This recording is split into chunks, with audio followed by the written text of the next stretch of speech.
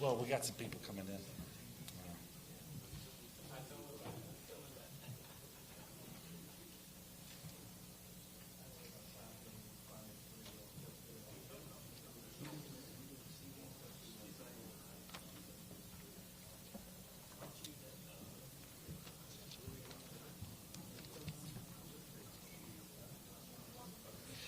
Okay, we're going to go ahead and get started. If the delegation and folks from Southwest Louisiana feel free to come up and gather around.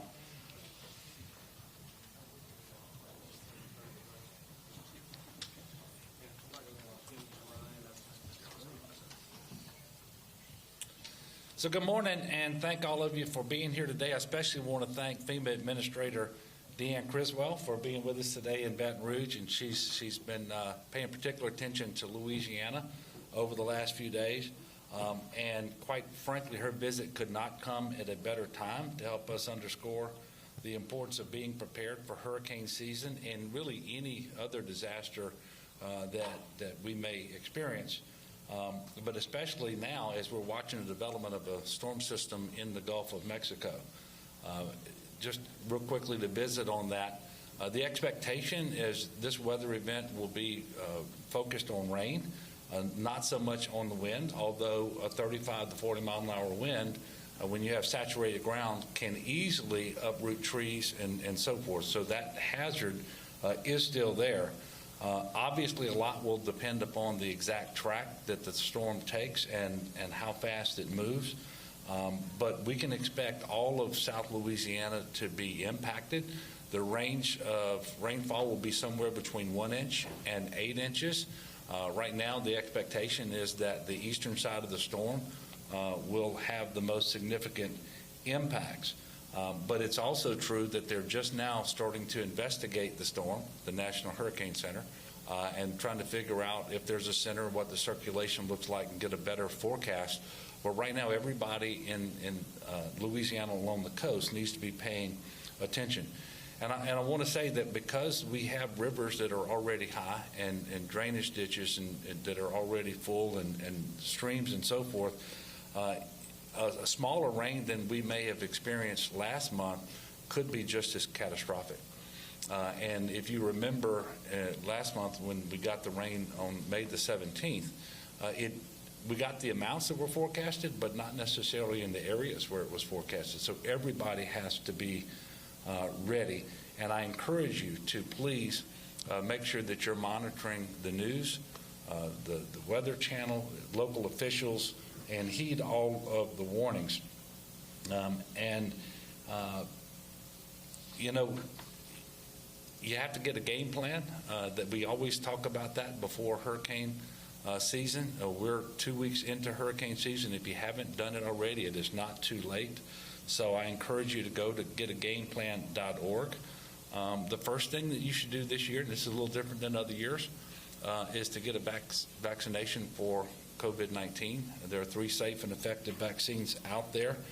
The pandemic is certainly with us, and if you're going to be uprooted and have to shelter for a while, we want you to be prepared and we want you to be safe, and everyone that's going to be sheltering with you to be safe.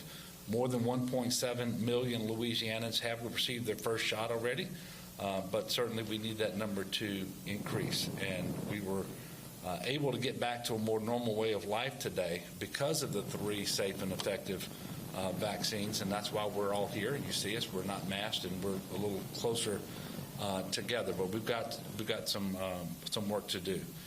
Please visit covidvaccine.la.gov, or you can call 1-855-453-0774 for more information about the vaccines. They are free, and they are available at more than 1,500 locations across Louisiana today. This morning, Administrator Criswell and I actually recorded a few PSAs encouraging everyone to include vaccinations in their emergency plans this year, and you're going to be seeing those PSAs very soon. Administrator Criswell has actually been in Louisiana since Tuesday, first in New Orleans meeting with city leaders there. Today she's in Baton Rouge meeting with our team here at GOSEP, And then she was just able to have a good conversation with leadership from Southwest Louisiana about the challenges still being faced there by families, by that community, which are remarkable. If you think back to August of last year, when Hurricane Laura hit, the strongest hurricane in at least 150 years, and a few weeks later, a second hurricane hit the same portion of our state, Hurricane Delta. Then we had the winter storm that attacked what was already a weakened infrastructure system because of those storms. And then on May the 17th, a rainfall record in Southwest Louisiana of 12 inches. And so multiple disasters have impacted that area, and for her to hear firsthand from the leaders who are managing that recovery, I think is very helpful. And we look forward to continuing to work with FEMA and all of our federal partners. We do thank the President because he has granted us a federal disaster declaration from the May flooding. Obviously, a lot more needs to be done, and we look forward to working with them to get the resources necessary to make that happen. So progress needs to has been made, but much more needs to be made, obviously. And I want to thank our partners from Lake Charles, from Cameron, Calcasieu Parish, for coming in today and sharing with us. The impacts of the storms have been tremendous. What we know in Louisiana is mitigation works because we have invested significantly all across Louisiana, especially in the aftermath of Hurricane Katrina and the hurricanes that have happened since then. And so we are happy today to talk about some assistance we're receiving from FEMA through the Hazard Mitigation Grant Program. It's actually, we're announcing today a total of $144.6 million that Southwest Louisiana, Region 5, is going to receive. Calcasieu Parish will get $112.6 million. Cameron Parish, $9.5 million. Beauregard Parish, $13.5 million. Jefferson Davis, $6.2 million. And Allen Parish, $2.6 million. Now, these announcements are in addition to the $40 million that we announced last November. And so the total amount of this mitigation funding exceeds $176 million. I do want to remind everybody a 25% match is required in order to utilize these funds, and that will be very challenging, quite frankly, for a number of these political subdivisions. Another reason why we continue to work with the Congress and with the Biden administration to seek some additional help with respect to funding. In addition to those announcements, I'm also announcing today an allocation of an additional $20 million for the Louisiana Watershed Initiative for project in the impacted watershed regions and additional funding for state projects across the state as well. So in sum, we are making progress. We can't make it by ourselves. Obviously, we need help, and that's why we are partnering with FEMA, and we appreciate their assistance thus far. And on that note, I'm going to turn it over to Administrator Criswell. When she finishes, we will take a few questions, and after that, we all have other things we have to get to, and I know that the administrator is on a tight schedule because I think she's scheduled to fly out of Louisiana. But in any event, welcome to Louisiana. Thank you so much for being here. Governor, thank you so much. It's really an honor to be here today, and it was great the last couple days where I was at the National Hurricane Conference talking with our local emergency management leaders from across the Gulf Coast region, as well as the city officials, to understand some of the challenges that they have been facing, in particular over this really challenging last year and a half. And I also wanted to thank the leadership here today for coming here to meet with me and talk with me about the challenges you're facing. I think that there's some great examples of how when the federal government and our local officials come together to address these tough problems that we're having, that we can find solutions. So we're going to continue that process and trying to find solutions to continue to help with the recovery that's going on here. And it's really a demonstration of how FEMA and Louisiana are really committed to building resilience. And as you heard the governor say, mitigation works. One of my key priorities coming into this administration is that investment into reducing risk, reducing the impacts that we're seeing as a result of climate change. We are not going to see the changing climate in our lifetime right now, right? We're seeing severe storms continue to grow. We're seeing them stronger. They develop faster. So what we need to do now is make those investments into reducing the impacts from those as we continue to work towards improving the changes that we are seeing from climate.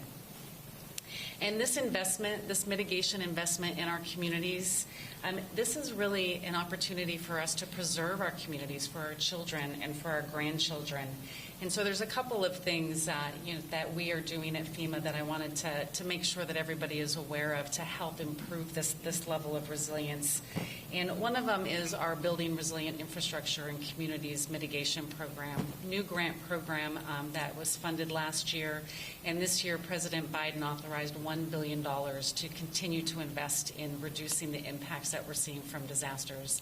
That's double the money that we saw from the year before. And I'm really excited about the opportunities that this program is going to be able to bring in order to really do community-wide, system-wide projects to help communities be more resilient. But I'm also pleased to announce that we are now going to have funding available to homeowners in those disaster-declared areas. In fact, the disaster that was just declared for the flooding recently is now going to be eligible for this program. And it allows homeowners, as they're repairing their homes from a disaster, if it isn't a presidentially declared disaster, that they can now repair it to withstand future events. And so they can repair their home better to help hopefully prevent future impacts from disasters. And so that funding is available right now for that recently declared disaster. And we do know, as we're watching the weather, that there is potentially another storm on the way. And unfortunately, Louisianans are all too familiar with the impacts and the need to be prepared. And so, as the governor stated, the time is now to make sure that you are doing what you can to prepare for the storm. And, this year, as we are continuing to go through a global pandemic, that first step is to get vaccinated. I just want to emphasize that point again. It's so important for us to be able to get vaccinated, so if you do have to evacuate, we can make sure that we're protecting ourselves, our families, and our communities. I also want to make sure that you're updating your plans now. Take some time to look at what you're going to do for you, for your family, for your pets. Know who you're going to contact, how you're going to receive information. And in addition to the getagameplan.org that Louisiana has, you can also go to ready.gov for FEMA, or you can also go to listo.gov for Spanish speakers. It has great information for what you can do and how you can build your plan. And so I just wanted to thank you again, Governor, for your leadership. Louisiana has come a long way in their preparedness and their readiness, and I appreciate that commitment to the overall readiness of our nation. Thank you. Thank you. Any questions? Yes, go ahead. When it comes to the match, they were exploring different options for that. Is there a chance that the state would pitch in on their locals? Well, the option we're exploring first is getting a community disaster block grant appropriation out of Congress that would have sufficient flexibility so that we can use that funding to meet our match obligations with respect to FEMA spending overall and with respect to the Hazard Mitigation Grant Program dollars that we just announced. There's precedent for that. In fact, after the 2016 floods, that's exactly what we did. So we're working on that now and having conversations on a frequent basis with congressional leadership, not just our delegation, but also with the White House to try to make that happen. So that's going to be our first effort there, and we hope and believe that we're going to be successful. Yeah, go ahead. This is obviously a lot of money, but there's a huge disaster in Southwest Louisiana. I mean, what is sort of your conversations with the administrator on sort of what additional aid is needed, or what going forward, what is needed? Yeah, and look, I know that this can be First of all, I've been doing this for 6 years, and we've had a lot of disasters, and it's confusing for me. There is some additional help that we are asking from FEMA and the administrator, but they typically help us to prepare for and respond to disasters, and with some mitigation funding actually build in resiliency. But much of the recovery is going to take sources of funding that actually don't flow through FEMA. And what we really need most now is that community development block grant funding for disaster recovery that would be appropriated by Congress. It comes to us through HUD. That is the most important thing that we can do right now. And so, we demonstrated what the unmet need is in terms of housing and infrastructure, businesses, and so forth. We know that FEMA has their own information. We know that HUD has that as well. We've been talking to the administration and to Congress, and that's what they use to determine how much assistance that we're going to receive. So that's really what we're pursuing right now. As of yet, they haven't announced an appropriation of that type, but I'm hopeful, optimistic. I believe that we're going to see something really soon that will at least get us started. And that will reassure the people of Southwest Louisiana that more help is on the way. And there are some things that we are asking FEMA for additional help as well. But by and large, the focus is going to shift away from FEMA and more towards HUD for those permanent recovery needs that we have. All right, we'll go one more here, and that'll be it. And what's what is the ask there for the block grant dollars? What's the scale of the need? Yeah, well, see, we don't typically ask for a specific amount of money for block grant. What we do is we collect all of the damage assessments. We figure out what part of the population had insurance and which did not. How many of these affected individuals low to moderate income, and figure it out from that perspective. And we tell Congress and the administration what the unmet need is. We've sent letters in, and that number is in excess of $3 billion for Hurricanes Laura and Delta. And then they make an appropriation based upon that information. It typically isn't for the full unmet need. It could be half of that, but we don't ask for a specific dollar amount. In line with previous precedents, we would hope to receive at least half of that in community development block grant disaster recovery funding. But again, it's not an exact formula. Everyone's a little bit different, but that's sort of what we have in mind as what would be required for the help that we believe that we need to fully recover. Our folks in Southwest Louisiana have really taken it on the chin. I mean, you think about it, back to back to back to back disasters. And we know that they are weary. And here we are already in the next hurricane season, and we're not, through the first month, and we're already talking about a storm that, as we speak, is somewhere in the Gulf just due south of Lake Charles, Louisiana. So we can't let that weariness prevent us from being prepared going forward, because the fact that we got these 4 disasters last year doesn't mean that we won't have another one this year or this month or this weekend. And so we all have to be prepared. And we're going to keep working together, being good neighbors for one another. And I do encourage everyone to continue to pray for our state as well, that we would continue to recover, and that we won't have additional disasters like we've had.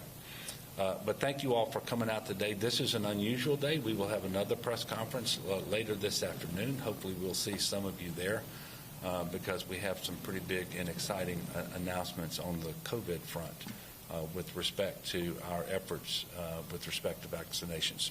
So anyway, thank you all very much, and we will see you this afternoon. Thank you so much for being here. Thank you so much.